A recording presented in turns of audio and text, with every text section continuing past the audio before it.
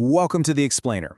Today, we're going to break down the absolutely crucial role of the cybersecurity architect. And we're going to do it using an analogy that's probably a lot more familiar than you think.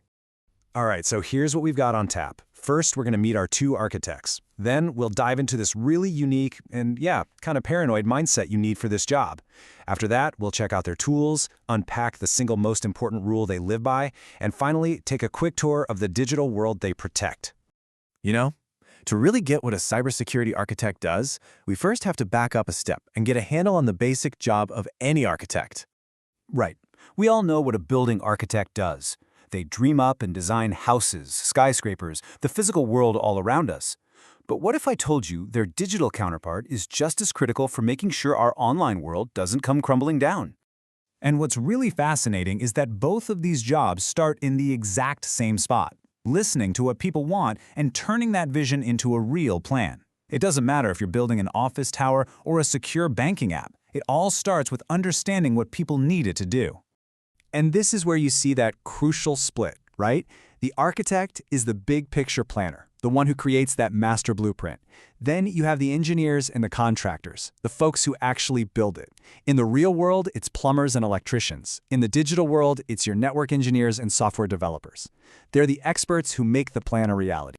So here's the key takeaway. If your architect shows up to the job site with a hammer or sits down in the server room ready to start coding, you might have a problem. Their real value, their most powerful tool, is the plan itself. Okay, so let's build on that idea, because this is where the cybersecurity architect's perspective gets really unique and, frankly, absolutely essential. It requires a complete shift in how you look at things. See, a typical IT architect is focused on getting things to work. Their main question is, how do we make this thing do what it's supposed to do? A cybersecurity architect has to ask a totally different question. They have to understand how it works, sure, but only so they can figure out all the ways it could possibly fail or be broken. This is pretty much their mantra. Their real value isn't banging on a keyboard. It's the strategic thinking that happens up on a whiteboard, trying to predict every possible disaster long before anyone writes a single line of code. So how do they actually pull this off? I mean, this strategic planning thing. Well, they don't just wing it. They use a shared language of diagrams and proven frameworks to map everything out. Everything starts way up high at what you'd call the 30,000-foot view. This first diagram is all about the big picture, how the different people and teams in a business, like marketing and sales, all interact with each other. Then they zoom in a bit to the 10,000-foot view. This is where those business relationships get translated into actual technology. So the marketing team on the first diagram now becomes the CRM system, and the builders become the project management software. You see how it connects? And finally, they get right down to ground level. Here, they're digging into the guts of a single system, mapping out how all its little pieces, the database, the login screen, the reporting tool, all talk to each other. You need this level of detail to really spot the weak points.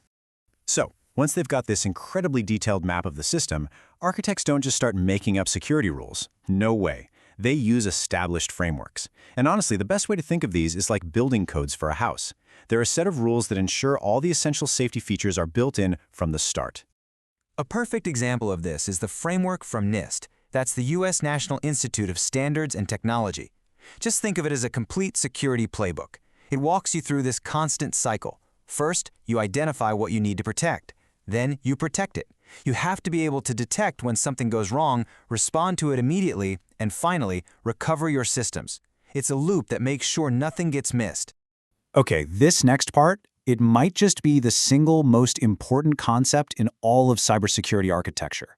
And it really all comes down to one thing: timing. When does security get involved? So, in a perfect world, security is baked in. It's part of the conversation from day one, from the very first meeting. It's in the project's DNA. But what usually happens?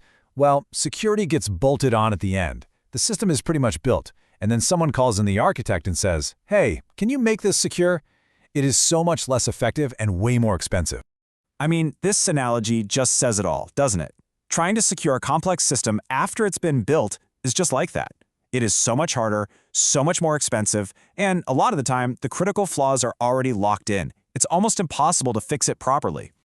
So where do these architects actually use this failure mindset and all these tools and frameworks? Well, let's take a super quick tour of the 7 main areas, or domains, that they have to design for. The architect's blueprint has to cover this entire digital world. It starts with who you are, that's identity and access management.